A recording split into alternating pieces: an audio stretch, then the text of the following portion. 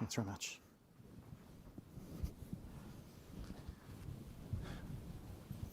Thanks, Hugo. So we're going to talk a little bit about cybersecurity today. Obviously, as most of you know, it's a very hot area for Israeli companies and lots of fantastic technology coming out in this particular space.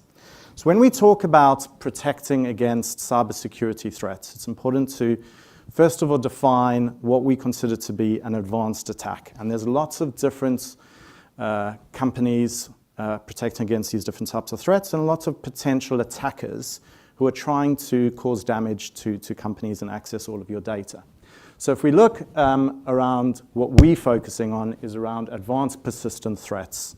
And this is the really nasty stuff that very sophisticated attackers are going to spend loads of money and energy and effort to try and steal from your organizations, whether this be sophisticated targeted attacks, trying to really get in and access customer data, financial information to really cause damage.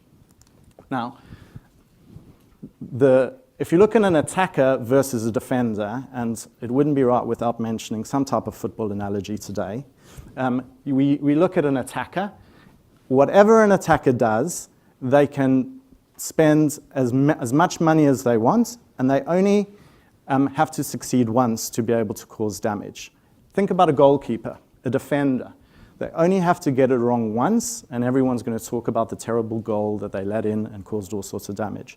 So if you're trying to protect your organization against sophisticated cyber attacks, you need to think, what can we do today to really change the game and help protect our organization from getting infected with these type of attacks?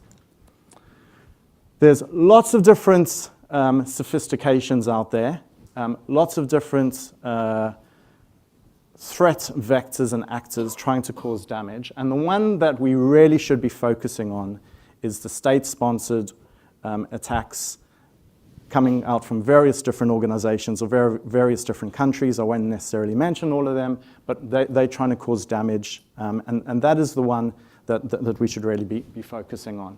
Now, when an attacker tries to get into your organization, okay, they're looking after what they would consider the crown jewels. What is the major part that you can access within your organization that is going to be important to them? So for an attacker, it may be customer data. It may be they want to get into your financial systems and do a SWIFT transfer.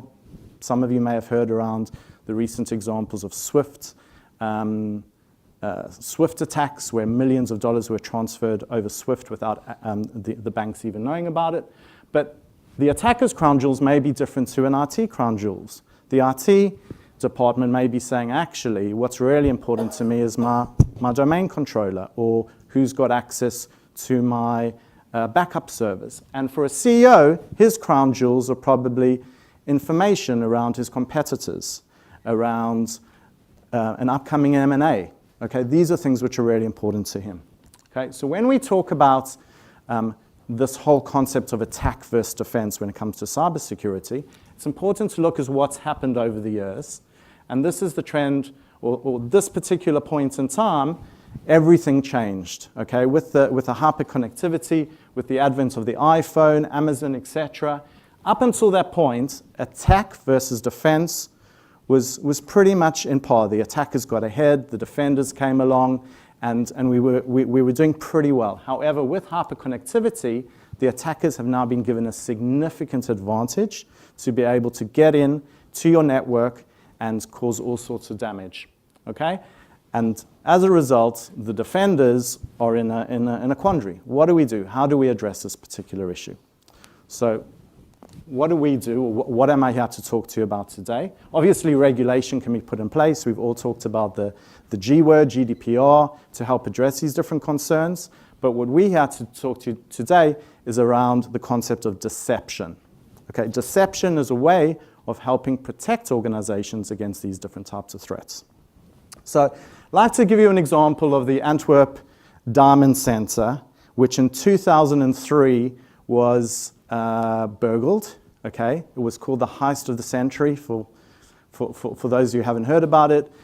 The burglars basically managed to get in and cause and probably get away with over $115 million worth of diamonds.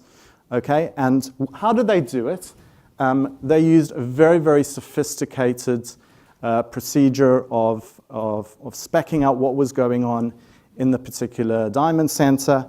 It took them a significant amount of time to go through and understand what was going on, to locate the building, to do the analysis about what is going on, going through the doors, bypassing the doors, all the relevant stuff that they needed to do to be able to break in, locate the diamonds, and get out. By the way, I don't know if many of you know the story, but the diamonds were never located.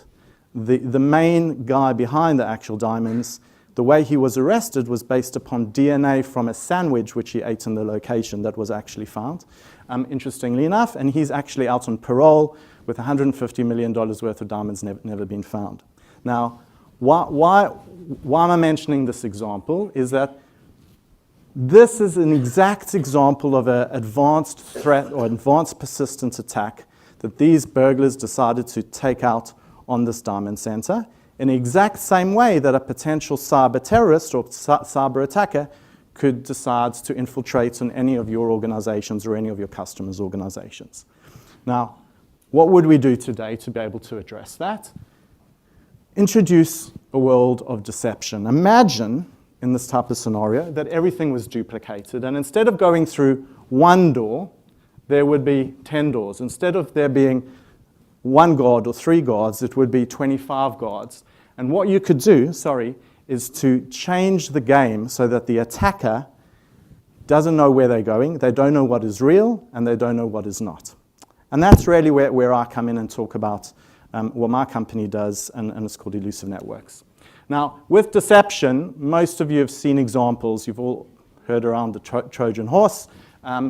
Even the Allies used a form of deception when helping protect against the Germans. This is of you an example of a tank, which isn't a real one, that they used to make sure that they that they beat the Germans in the Second World War. So these are real life examples in war. But what have we done at Ilusive is to take this idea and now transfer it to IT. So a little bit about the company. We're an Israeli company based in Tel Aviv, almost 100 people, and we focus on helping protect our customers using the concept of deception security. Hundreds of thousands or even millions of dollars are spent today to help protect against what we call preventative techniques in cybersecurity. So the nasty bugs, the viruses, the phishing attacks, all that type of stuff that you're probably familiar with. What we do is focus on the really nasty stuff. The stuff that however much money you spend on prevention technologies is going to get into your network and is going to cause damage. Okay? And how does this work? So how does this work on a network? If we now take the example of the diamond story and we transfer it into your network, someone lands in a network on a machine, they access a particular part of that machine, pull credentials off that machine, and slowly move across to access a target to extract that type of data. So it could be, again, financial information, personal data, customer information, legal data, all type of stuff. And that, the further they move along, the higher the business risk. Now, what we try to do is we stop this from an attacker's perspective, and we change the game. So when a user accesses a machine, rather than just seeing one piece of data, there's thousands of pieces of data. And therefore, when an attacker now tries to access that data, if it isn't real, there's an alert, and straight away, the company knows that someone's in the organization. Now, most organizations, it takes about 90 days for them to identify a breach in their organization. What we can do is we can reduce that significantly, and that's the beauty of the product. It's very similar to what you would call, what most companies have heard around a honeypot type of technology. Where we differ is we take the honey out of the pot and we glaze the honey all over the network. So we can ensure that when an attacker accesses something that they shouldn't, you get a very, very high fidelity alert. Okay?